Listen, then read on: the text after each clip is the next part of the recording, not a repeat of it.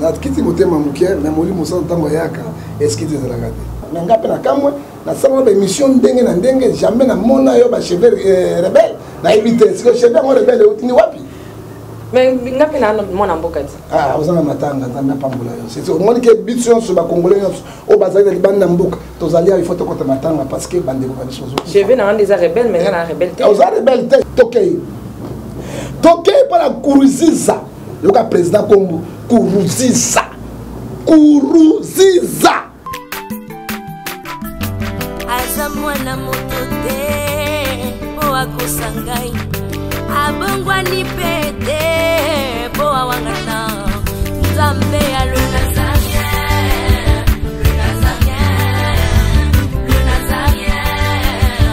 David Nzamba ayebana kitoko koma mukondima atako babakola ki mafuta na musakolima lelo ya yo bolingo ebateli le Nazarien lipamboli oyo mona katempeni mama kantelobi kola bien mapapu masopi mafuta toko kisi ena elongo na Nzambe oyo babenga na makomi Jésus.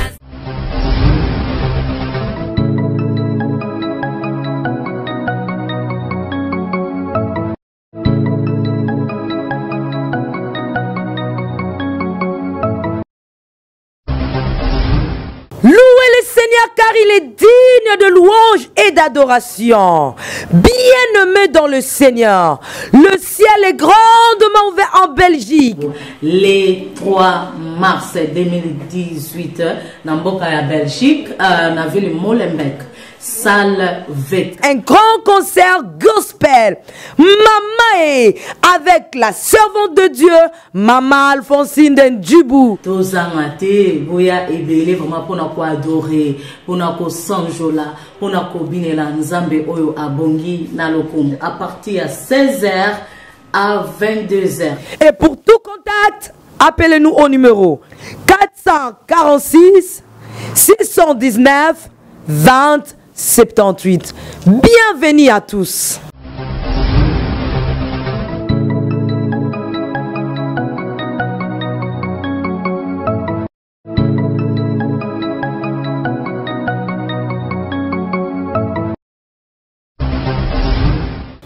Shalom chez vous, bien-aimés dans le Seigneur, très chers fidèles téléspectateurs, les amoureux du Christ, tous ceux-là qui aiment NazarienTV.com, la princesse de l'Éternel, aime les servants de Dieu, la présidente du Parlement céleste, députée, la sœur Tiffany Moukwa, je vous aime beaucoup de l'amour de Christ, on est ensemble.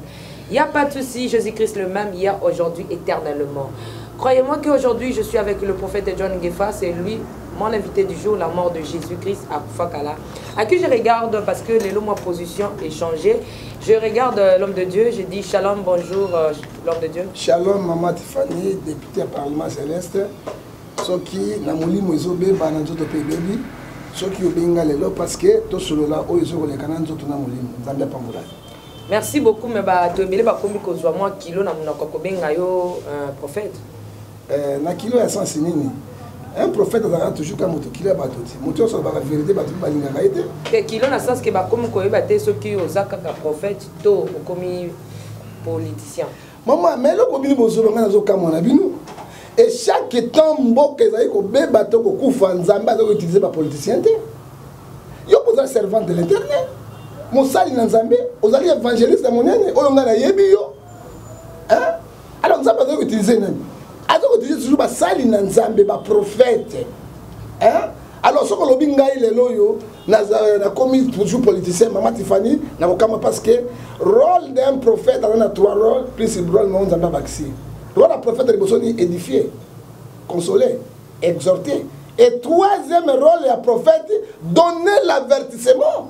Parce que bateau yobi souvent même bango, ba yo sali bangote, mutu no ka sali bangote, to na sali mutu wate, eza bateau ya Nzambe. Merci beaucoup prophète Tozana na ebandeli. Ebandeli to banana ebandeli. S'il vous plaît l'homme de Dieu Tozana ebandeli na bandeko ba tozonga na régie, tozelo ko moko ekitsa prophète pe e ko senga ya za la kimia na émission oyo parce que l'actualité nous oblige. Merci.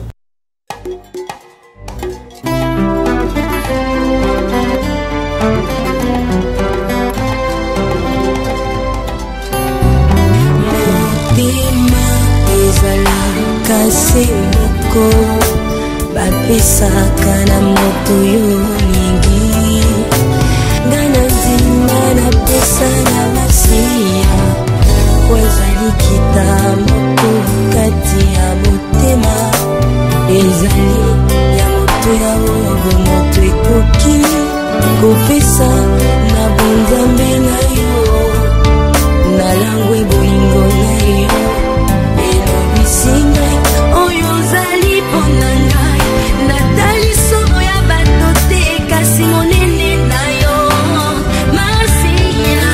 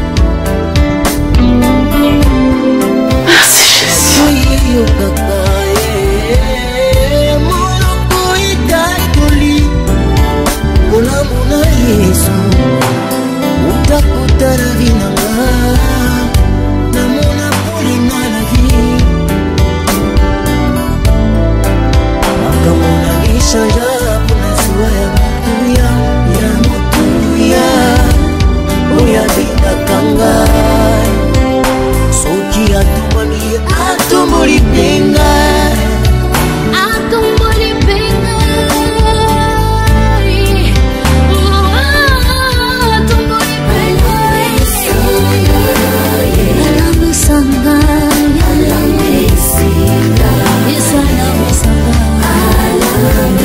know.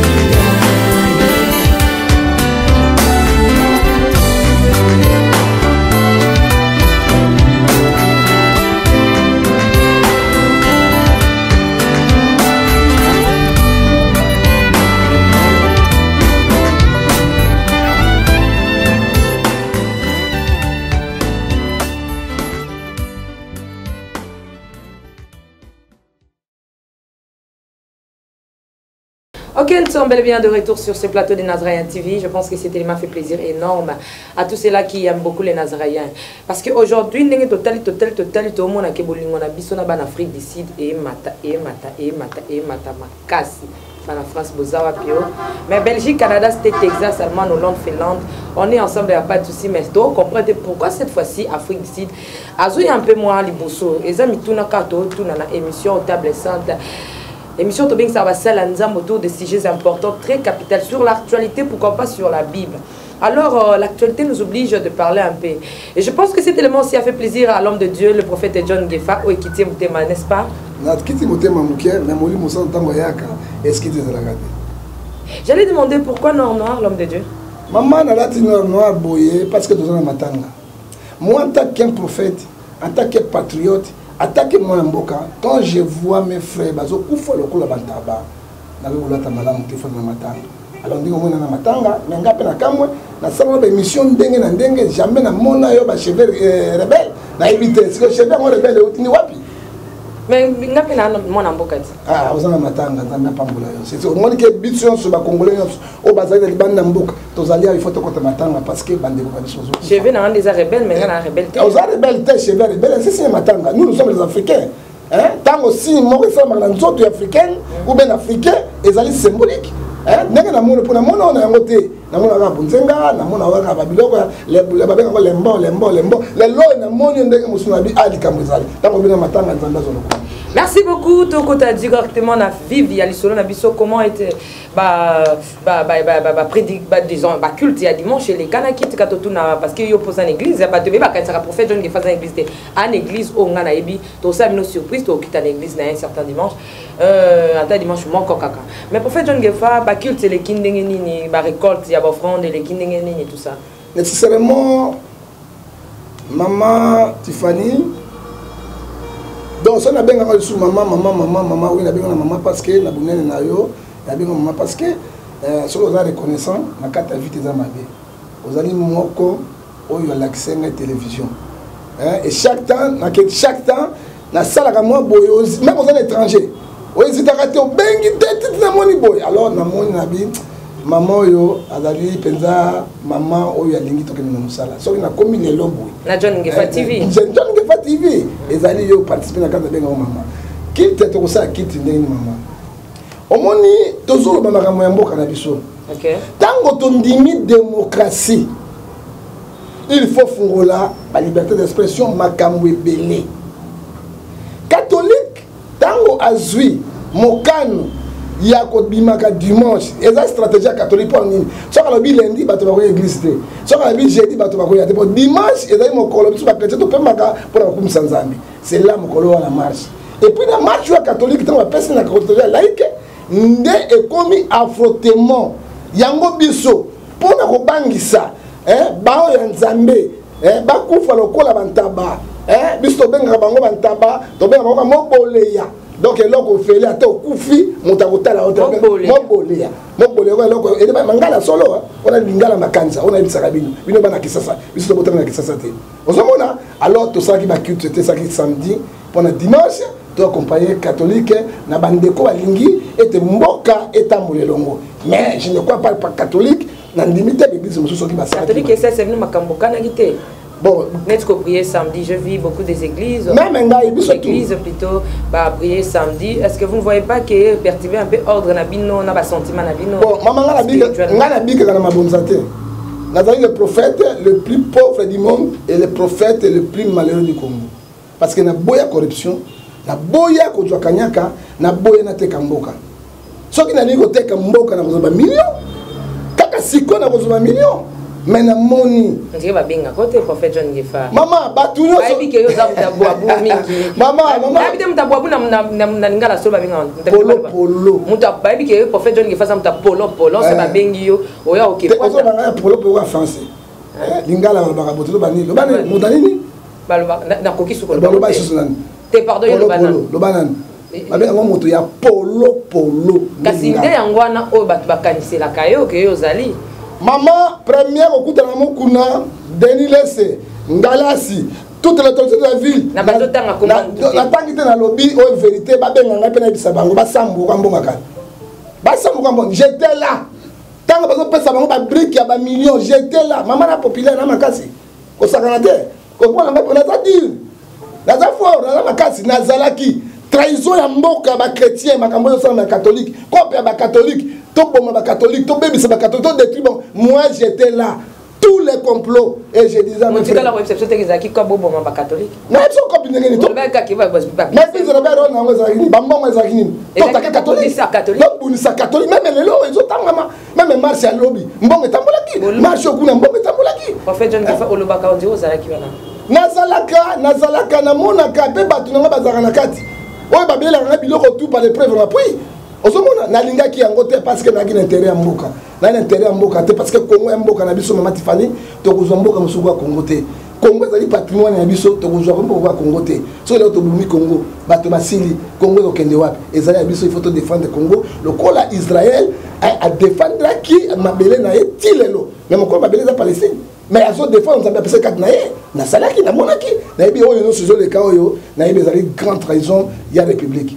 Merci beaucoup kaka ba kombo uti kotanga na pongana na banjo tanga kombo te na ningi mingi uta na monoko na yo poso nga na zui na récupérer po toza no fara lokwe uti pa ina yo bana nzamba zomona ke position ya lelo nangana prophète John Gefa eza un peu à changer mais bon intercéder c'est que émission il est cas dans les calmes parce que ndé toza fara lelo na occuper ko risquer cause ala enlever na plateau oyo et pas prophète John Gefa na telo les sous pona tuna yo bozala ki lisanga bolobeleli mabe ya évêque Mukuna tout ça mais tout monde qui atako bozo linga ete atako bozo boya e mais néanmoins ça na bateau bazon dimaye tolanda ki bisone surtout na bande pe pour lundi descente sur terrain oya moko ya ba konzi akine ko sambela l'église ya évêque Mukuna et sala ki ondenge ni bitakwira il faut tanga kombote ngana banina ko tanga ba kombote te na beli bitakwira ngana banina ko tanga ba kombote ndena tunio et ça ki o mazu ate maman ekosala biso zuwa te yoka po no ya bata ministre ata bourgmestre la général ba ya pas na ngai yoka na bisa maman eloko moko nzambe apambola yo bible to sambela ngai na lobi na Hébreux 10 verset 25 n'abandonnez pas votre assemblée ministre Bitakwira azo akimi catholique ale pa Mukuna est-ce que Mukuna crédible est-ce que Mukuna azali crédible na personne exemple azali crédible yami bale eloni zo avec sa crédibilité pour nayo moto na nzambe akoki kosala publicité ya bilamba te moto na nzambe akoki kobala basi mibale te moto na tika na loba okininga na loba te tika moto na nzambe Bible c'est Matthieu 4 verset 6 alobi tu ne peux pas suivre 2 maîtres à la fois ou bien tu suis Momo ou bien tu suis Dieu moto na nzambe akoki kozala nini équipe te moto na nzambe akosamba na edingwe ezoleka na bareseaux sociaux na edingwe na batribunal mpo na bakisi te edingwe azobimilanga edingwe azobimila yo moto na nzambe edingwe abimela yo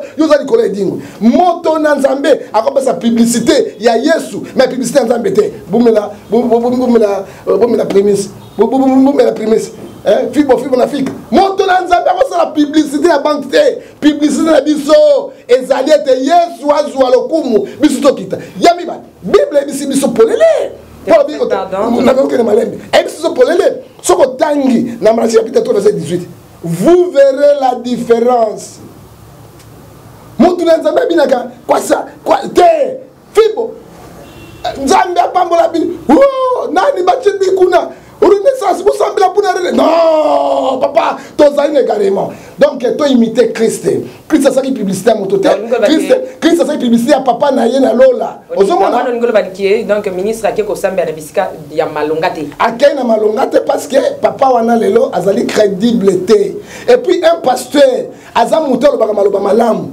un pasteur azali consolateur parce que Saint-Esprit ba prophète de bazala kaka dans l'Ancien Testament prophète mo azali libre azali té bakata bango mutu mais pasteur de moto na 5 ministère azinsaka mais yo ba bakata mutu c'est côté hein bakata ngai mutu na zali te na zokuna pona mboka oyo se koya eya parce que na bino mboka na ngai moto na nzambe au pasteur alobaka maloba moko douce ya mu Romains 13 oyo kitsa bato moto na nzambe akabola kabatu te moto na nzambe maloba ezo kabola bato te alors ce qui problème ezalaki na kati ya catholique Bitakwira ministre oyo tozopesa lokumu azalaki kuna qu'est-ce qu'il doit faire? Il va aller voir Mosengo, papa épiscope.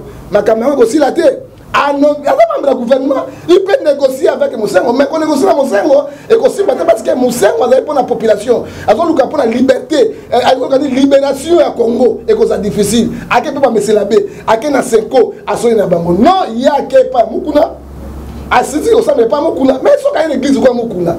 À ça, mon dîme, quoi, mon tout, sur la système, parce que Mukuna, dès qu'il y a une voiture, il y a une conférence de presse, on l'a critiqué. Et soit qui, et c'est qui m'a la monté parce que la vie sortie, soit qui, et qu'on soit un exemple, il y a ma baie. Exemple, moi, il y a ma mouté, ils ont la publicité, et puis les bannévêques, il y a Mukuna. Tanga Biblia, Jean 12, 43. Évêque Mukuna, Tanga Bible, Jean 12, verset 43. Il cherche la gloire du monde que la gloire de Dieu. C'est ce que tu as fait là. Et puis Bitakura, il y a quoi qui s'abatonime, c'est Yende Azoko intoxiqué, gouvernement Salamabé. Donc, pour nous, qu'on semble la néo, on a un des alliés défis, qu'on semble les défis, avec qu'on semble la place de faire des nations. Ce qui est tel, c'est que nous sommes en Biso et que mon conjoint une église Nangai a meka ko sala ko loba mo li loba moko. Azo pambola mokonzi. Azo pambola nini biso na mokonzi. Comprenez un peu avec les prophètes. Comprenez mon émotion. Yango wana. Hein? Maman wana biselo ko pambola. Ko pambola ya Nzambe. Et tambola ensemble avec sanctification. Sans la sanctification, n'a pas la bénédiction. Parce que Satan zo pambola. Baoyo bazos moi la popi pabini. Il ba le comme ya ba na popi zani. Et ça ba libilo ko na bango ba sali ko ba zo misolo. Lelo ba mwa ba tamona ba sito mibali ezani eza ba kisa Satan pesa bango nguma zo tamona na moto sina kosana mbongo so mbongo so moto azali béni ya mbongo ya mabe bénédiction hein on les a bénédiction Nzambe te oya Nzambe etambola na sanctification na obéissance à Dieu to comme ça Nzambe te que moto azaki na catholique ya une église de réveil biso to kanisa ke te ba ayena lifelo ayena lifelo nous oyo maman église en colonne bengi lifelo na une église en colonne yo kana biselo ko moko na ko na référence biblique Galates 6 verset 1. Nini on Nzamba bengi impur yo benga ngo impur. Nzamba benga impur to ko bango impur na misala. Que c'est on ten voilà c'est là maman to ke malem. Obi na Bible. O Nzamba benga impur a benga impurité. Kaka Bible lobi na katumukana Roma bi ne condamné pas. O c'est Christ a la condamnation te. Kaka Bible quand le Nouveau Testament la Bible Éphésiens 5:11 condamner tous les œuvres effectuées du démon. Kaka Bible on est lobby dans 2 Corinthiens chapitre 6 14 à 17 c'est séparez-vous dit le Seigneur. Il n'y a pas la notion de ténèbres et de la lumière. Ce sont les gens de ténèbres. Et banki siote makambo komona mokonzi monene ministre na place alonga église catholique ya et banki siote komona église catholique na liso ya Bokabwana. Catholique au Kabwana mokolo mo de catholique za universel biso tout dans la catholique. Bato belé ba dans une église de réveil on a reçu son maman ba zonga na catholique. Eh bato belé ba dans une protestant ba zonga na catholique. Catholique c'est église universelle et ko Kabonate. Ezaï lokola azai ko défi na laksa. Mais so ki bitaku ya lomo na catholique yemo ko sana. Et c'est le. Et vous savez le ko mokote les ya belongi mo siko bato tout ba église na biso ba ko sa na catholique. Pour que soutenir que ça est logoni.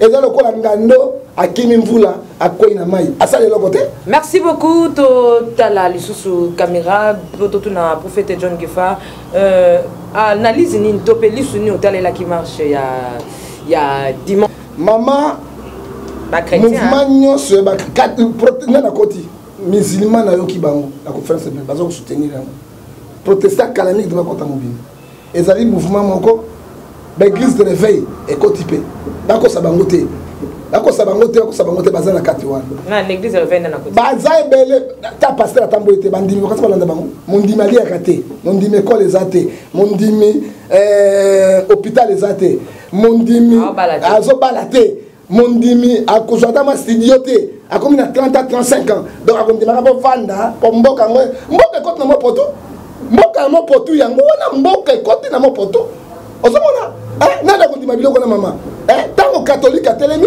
catholique ayi mabete catholique droit na ye nini peuple aza nsima na ye mpo na nini ezali respect ya texte pourquoi mindele barespectaka 2 mandats nango esili 3 mandats nanga nakei pourquoi les africains bazo respecte bateste bango mo bazokoma te constitution bazo respecte yango te mais catholique amonaki mayele na pelengendu lokola bato oyo bakende mayele na pelengendu bapusi 2018 ma super élection que vous avez et comme en 2020 quelque chose parce que tout ça racheté peuple ba été ezali catholique té grâce na catholique le loba zo fingaye ndé 5 ans après 6 mois légitimité il y a une année na pouvoir en place c'est qu'il oublie et ça 5 ans na le 5 ans moi été na ko travailler peuple té abimisi mouvement na le parti politique de qui 5 ans zaté et na ba IDPS et na ba MNC so ba sima bakati nango parce que ça mouvement moko ezo luka libération ozomona soki batambola ki na ko pesa tête na malamu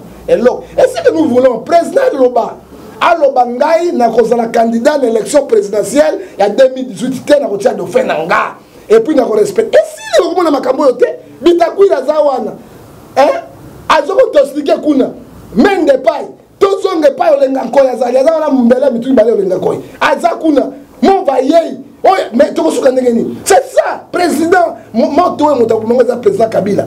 Alors, moi en tant que prophète mais moto ezali ba manifester ba tozo famille connaissance oyebi ba mindele ba telemina ngo mindele ba côté na makambo wana na landaki même moi si on remplacer secrétaire général ya oni pas na biswawa allo 5 même noni après ça ba grande sanction na Congo parce que liberté à marche bazo lingango te po bomba bato kili ezala kité pona yo marche ezali réussi 80%.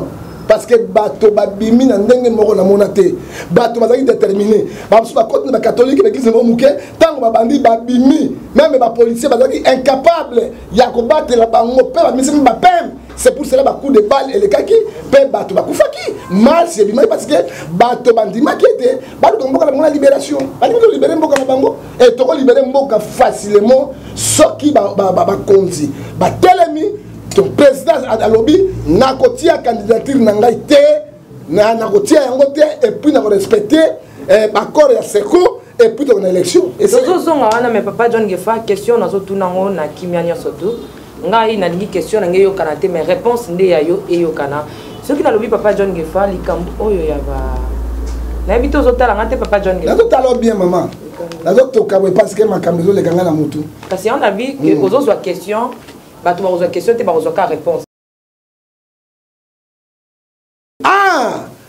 nzambe pa mbola yo otikinga bakanza isidore longanga betanga film maman en tant que l'homme de Dieu en tant que prophète de Dieu nazo lancer défi na ngo na niveau national et international oyebi jeunesse azoyebi sabiso na 4 6 tango abe tango kaya ngiko bomande ko na ye nzambe avertisaki alobi le mal est devant toi Kayen mais sala nyonso longa malamu wana Kayen yo kakite lelo za vagabond yami bale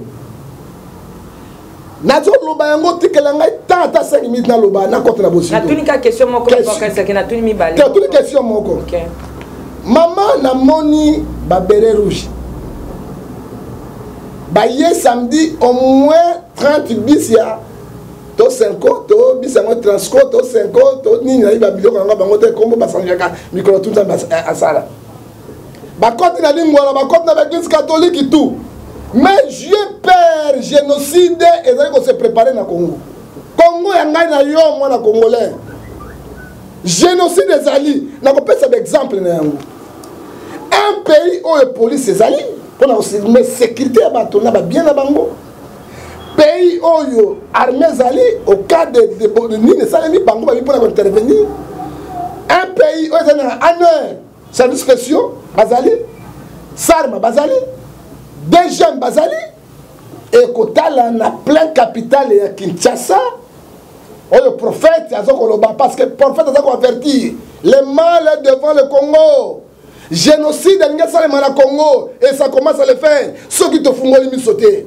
ba béret rouge nana pesi bango autorisation yako boucler ba lieu saint ko profaner ba lieu saint et le ba police système monsieur bimi nani et pourtant c'est la police ça montre quoi Amos 3:7 Dieu ne fait rien sans toutefois révéler ce que les serviteurs les prophètes biso tant que ba sai na Zambia solo on a miso makile zo tanga oya minene rôle ya bango zani qui a mené les milices ici au Congo biso ba congolais tozalaka na ba biloko la milice wana ezalaka te biso ba congolais bolingo na ko kei bato Mova Sakan Azala qui est comme ministre mouvement là, il va nommer.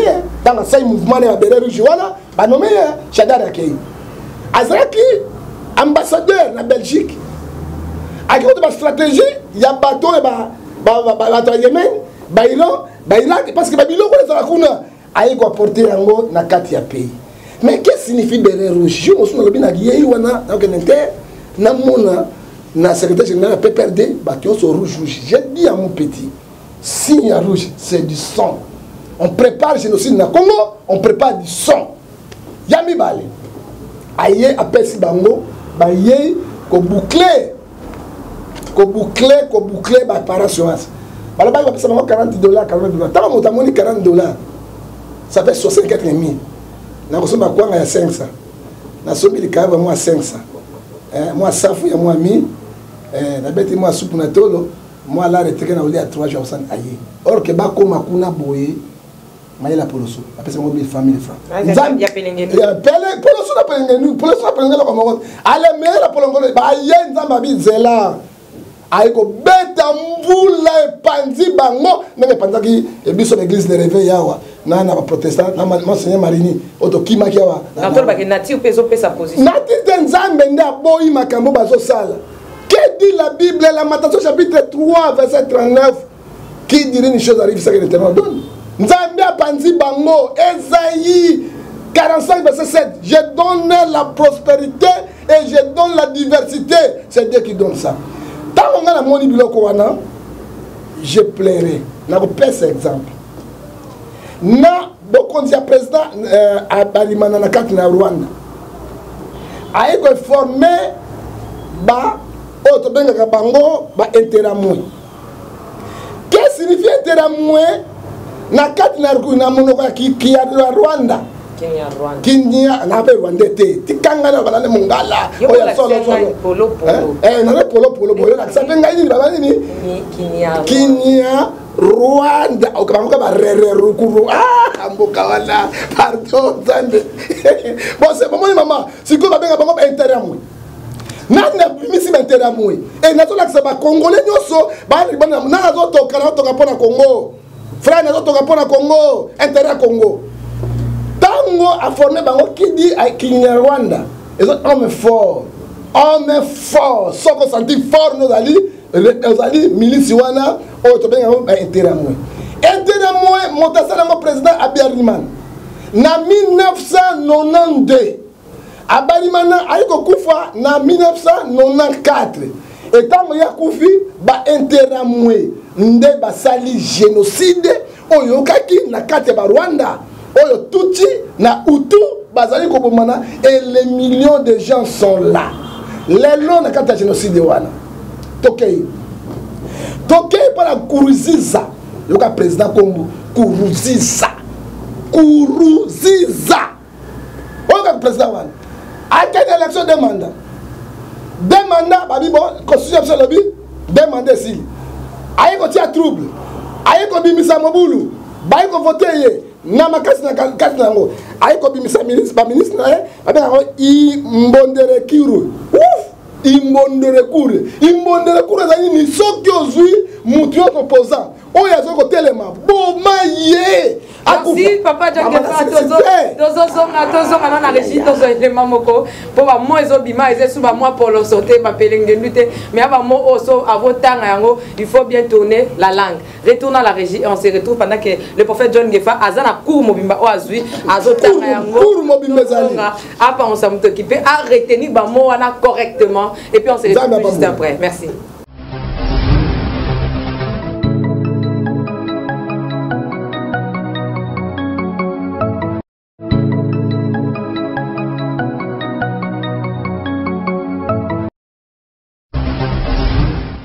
Naolia bakiti na ba mesa. Atanya ukondoko. Namona yo. Achayo na mwamba. La minito na kata bena katikata saga fufu. Oui. Alors est-ce que tu bonjour. Boni. Et le côté et puis qu'il y a mon bureau à travailler tes micros. Donc dès que tu as un galère na niveau 0. Tout ça là boy. Ngai naza na mbongo vraiment mingi te. Mais nazo tchela bino mon mutio naza nango na agence moko boye Nazareta. Sarita qui dit sérieux. Oh. Maman, comment est bon donc yo pesa ufuti mbongo tuna partir à poto biso to ya to jibilo. Na bengi ya Scotty. Agence mo ifungami comme na Nazareta. Na kufie. Agence lisusu. Naka sa su mulongo kuna. Pendant que là susu. Kuna iza mamba mulongo te. Ye si afuti mbongo kuna partir à poto biso tozo ke ko récupérer biloko oli. Ah tika boyeko. Yeso mona makamba bongo na monte. Bat papesi mbongo kuna biloko ke récupérer biloko oli na agence. Ezalaka. Mais yango ibandi. Maman. Dès qu'il a yebisi ngai mais na limité. Na lingi na mona ki mona beso. Poli kamba boye. Na monde na ne salamate. Maman, yebisa ngai. Bapesi mbongo kuna biso to récupérer biloko kolia awa. Ya solo boutique Nazareta, ezali boutique où ezali à distribution ya produits alimentaires. Ah! Na sali poto sunga bandeko oyo même ba oyo bazana na peu de ressources. Comme la boîte bandeko on bazana niveau à Kinshasa même avec un petit rien. Donc à partir à $10, $15. Donc si on a un bon côté, nous devons la poto ko sunga yo, a ozuka biloko kolia. Eh maman Nazareta nzamba pambola ya bakise mikole belé awa na sena mokili. Et bon awa tozawa poto yeba adresse awa. La boutique Nazareta est ici à Kubungate, toza sur avenue Monkoto numéro 1, direction Elengesa. Face à face na église catholique Saint-Vincent. Ah, direction Elengesa, Monkoto numéro 1, à face à l'église catholique Ah, c'est ça, d'accord. Bon numéro de téléphone, vous avez monté déjà, vous avez on a 3 numéros pour Paris, vous avez un numéro pour la Suisse, vous avez un numéro pour la Suède. Ah non, non, non, non, non, non. Nazareta nous allons la Congo ici. Julia, nous allons la Kangisa qui a foufou. Eh, il y a modé, il y a un foufou. Oui, pour la Nazareta, tu as un système en bimbi, dans Bongo Shingo. Bon, ok. Vous allez sérieux. Ça qui dit sérieux.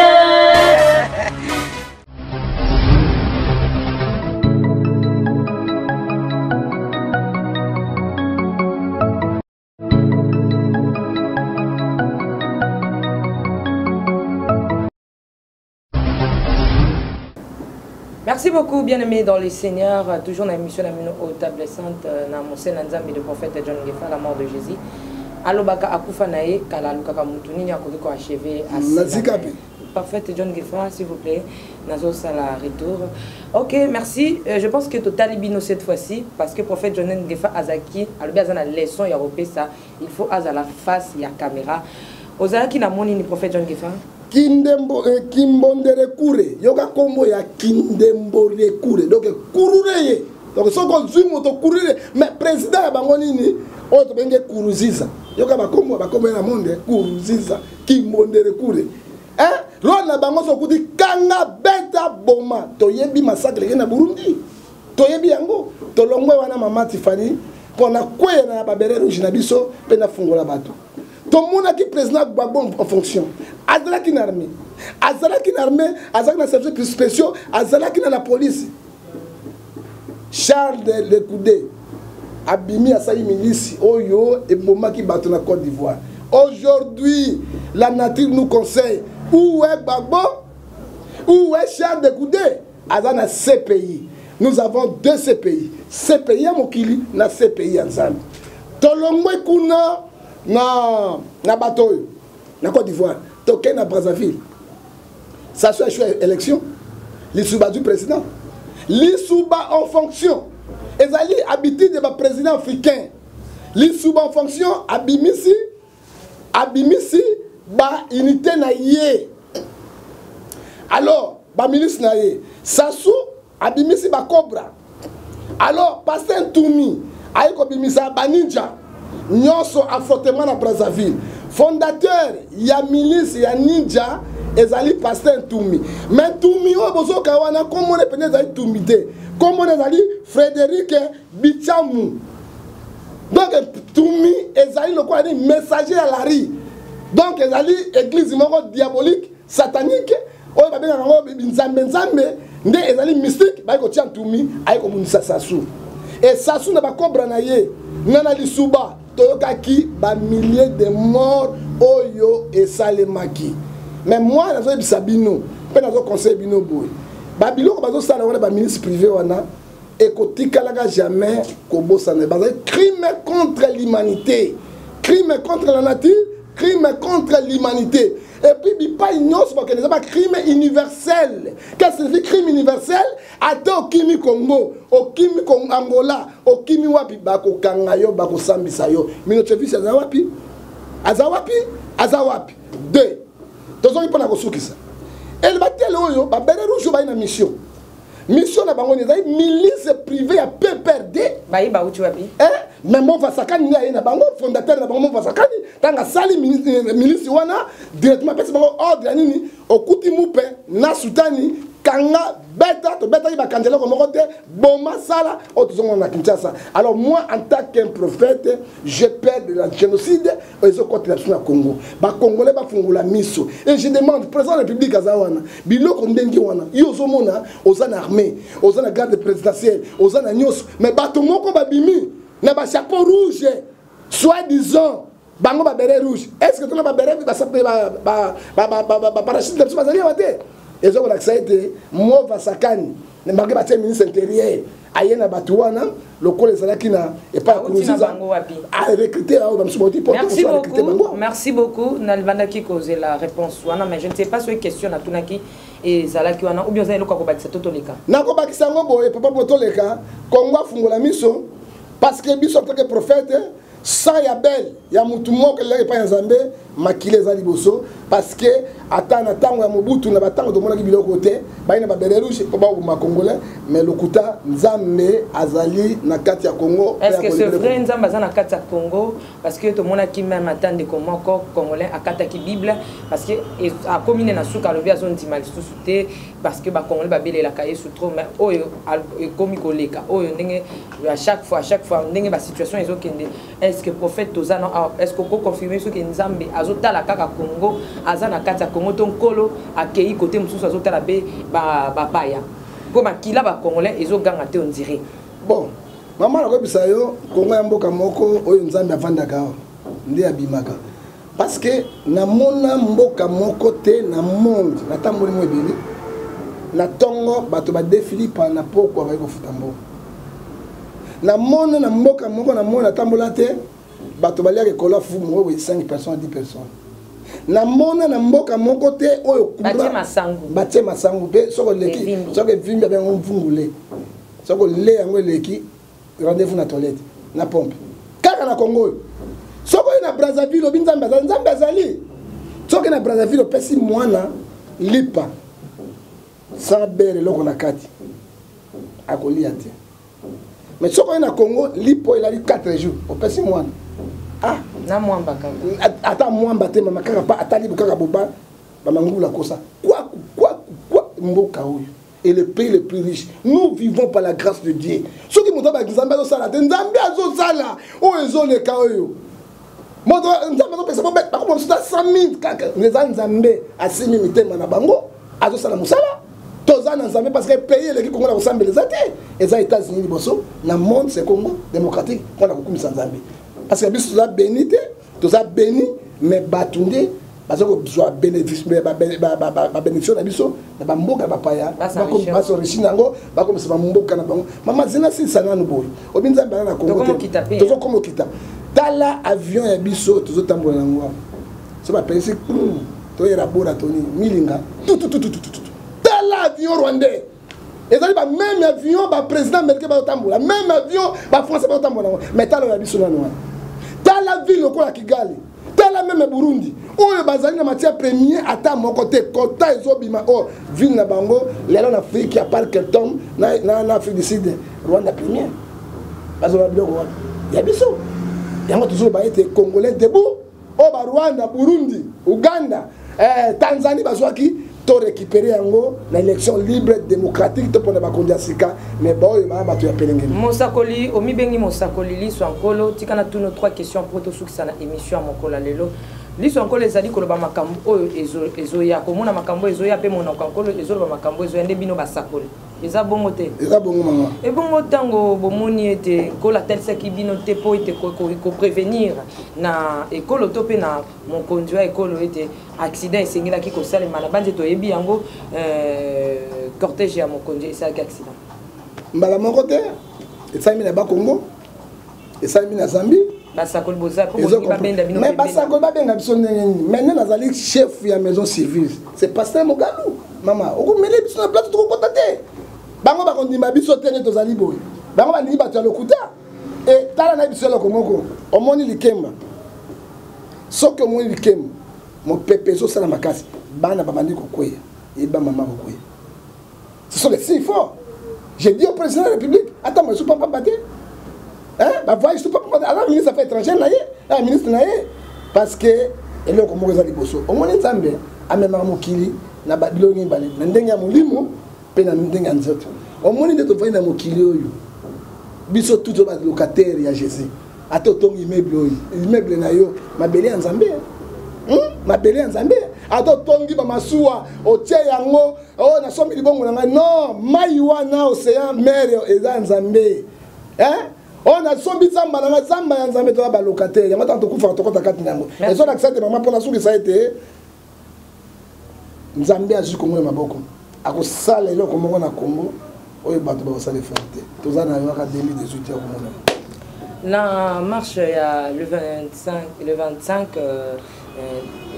février le 25 février tomoni tamboli mingi tolingi to yoka mpela monoko mosakoli liwa ya ndeko Rossi ah mama nazolela bandeko na ngai ba congolais to weli nini na moni nde Rossi azoyemba ndenge Rossi abimi na église ndenge Rossi asili mandalala ndenge azoyembela nzambe mais ce sont oyo tobenga bango bahéros bakufeli mboka malgré Rossi akokoma soki azalaki akoma mpe président te ministre te bourgmestre te po mboka ya chance pamba mais aluki aparticipe na libération ya mboka babeti Rossi masasi enga nayokaki général oyo commissaire provincial alobi soda moko bakoboma te lisasi ekobima te mais lisasi oyo ebeti Rossi euti wana eza kautu ya bali te ezali lisasi réel tobanga nzambe ata bino oyo bozokamba biso banyama na bino oyo bangombe babimi na Rwanda bozobatela bango oyo ya biso bobatela biso te babeti Rossi lisasi Rossi akwei ntango Rossi akwei ye moko na alobi bolukela ngai filme mama toyebi liwa ezali moto tobangaka liwa mobange ata komi mokolo alingaka liwa te mais ayebi ya kokufa Rossi j'ai dit Rossi moi pleureux boluka ba abosemi me docteur infirmier na kawana te makila babalokse congolais bazaki na mawana bolingo ba memi Rossi baluka ba sauver quelle sorte de crime hein abel makila abel le liboso na nzambe jeunesse 4 6 mama tika suki sati kana na kolela tiko mama tokana bali kolela wa na kasi ko zapeli kambo tikana na ba congolais oyo bazokufa boye elenge atiki mwasi na bana mibale nana kolinga mwasi ya Rossi lokola Rossi nana kolinga bana ya Rossi oyo atiki bango lokola Rossi bakati vina ye pona mboka mais makila Rossi ekoningana balongwe wana mama na suki sa balongwe wana bakati Rossi tala policier criminel bakoti na hôpital ba mama zobota babani ko beta bagaz bakasaki Rossi ba récupérer la famille na ye et bibembe bana bakufi obika Rossi be ba nourrissant wana maman wana pauvre wana avandi hein et puis maman so tourner na makira na bana so bakoti na bana toilette quelle sorte d'agression il y a gouvernement ils seront jugés hein ils seront aidés dans ba bazo ku fatima la kena bandani abandi ko boka mbongo yo mona premier ni zampiaka omoni ko boka mbongo na bandani azoboka mbongo azotambola ko boka na ata président Kabila boka mbongo te oyo mboka mo potute ba premier ministre mo potu bango te. Merci, nous sommes arrivés à la fin de cette émission. C'était le prophète John Giffard.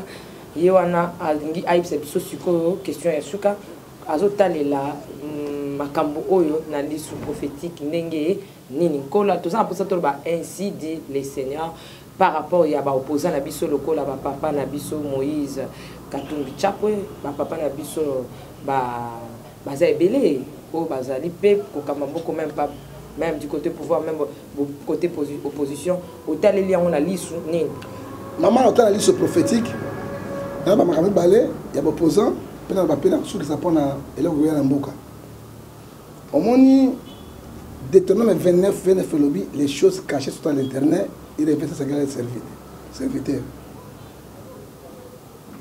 Et puis Hébreux 3-4 lobby oh et bon mami nzamba la sango pour les à moi c'est 3 7 lobby Dieu ne fait rien sans tout faire le serviteur. Moi j'ai dit souvent pour l'andanga en tant qu'homme de Dieu na fanatisme motuté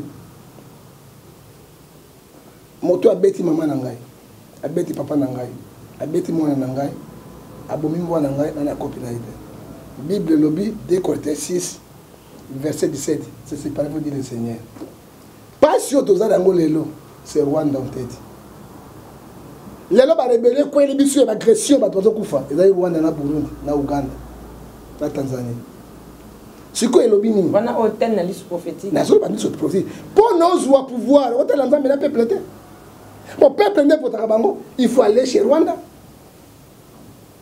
Moi il sera un vrai opposant ya Kabila akoma na Rwanda te asoye na Kagame et là ni basoye na Kagame nyamusi abomi bato M23 ya mabe alongwe pouvoir akozonga na balumbala akosula na Moïse alongwe lisusu akokuta na président tant akindeki na Zambie basola kini ça dit quoi tant ça dit nous Congo il n'y a pas les opposants ils cherchent leur propre intérêt. Moïse a de faire Kabila prophète na tunio lisu nini la lisu prophétique na solo ba yango te lisu prophétique na solo bisabiso la konini solo ba bonzoto na solo ba simaso ki sana concret te maman pa bato ba yeba yango donc fait président Kabila ezali matata poyo na Moïse le kola Moïse est populaire il faut asala yango le pa ya Kagame appuyer Kagame nzambe ya Congo Kagame nzambe ya biso Congo Kagame non la lisu prophétique nzambe ya ko confondre nyonso akopesa mboko ko za libérer à bientôt nzambe ko libérer mboko yo bato to ka komuna bango. Merci beaucoup, nous sommes arrivés à la fin de cette émission avec le prophète John Ngefa, excusez-moi, table sainte d'aujourd'hui, prophète John Ngefa, John Ngefa TV, ça va maman na sengi na bino na bato ya mawa bato ya mayele ya pelengendu ya poloso ya isolo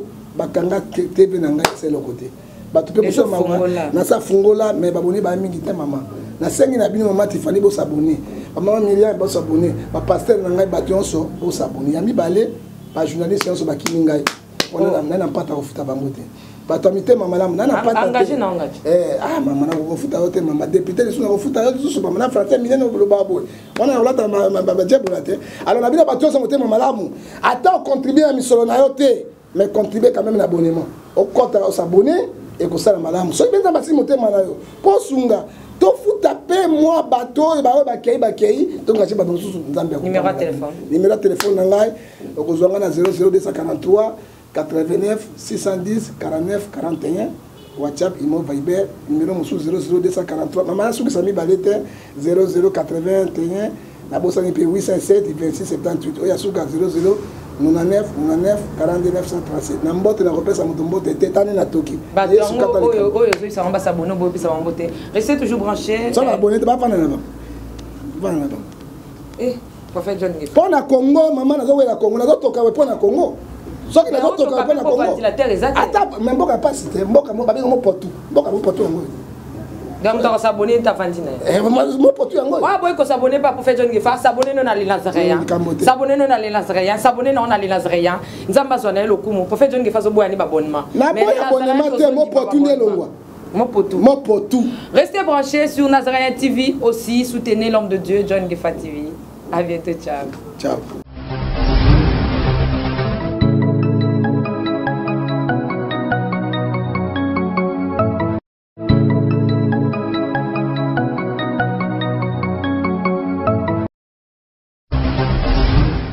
Lisolo ya malonga pe ya kitoko eye mama haha agence Casa Peneur Fret eye pona bino bato nyonso bozali na mboka ya France, bato nyonso bozali na mboka ya Allemagne, bolingi bobeta masolo na bato ya Angola, bolingi botinda biloko ekoma na Angola na tango elongo bani pe na mobimba na yango ezali kaka agence Casa Penuel Fret.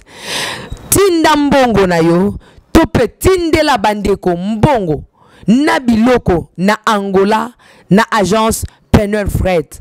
Eza kaka pona bato bazwami na France to pe na Allemagne nde bakoki kotinda na Casa Penuel Fret po biloko na bango ekoma mobimba na Angola.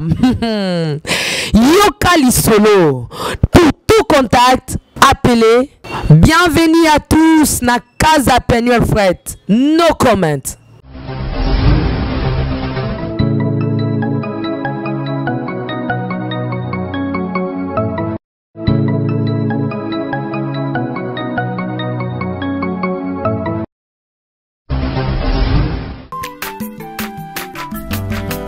Mwana moto te po akosangai abongwa ni pete po awangata Nzambe ya le Nazarien, le Nazarien, le Nazarien. David Nzamba ayebana kitoko koma mokondima atako babakolaki mafuta na mosakolima lelo yayo bolingo ebateli le Nazarien. Pamboli oye mona na katempeni mama kantelo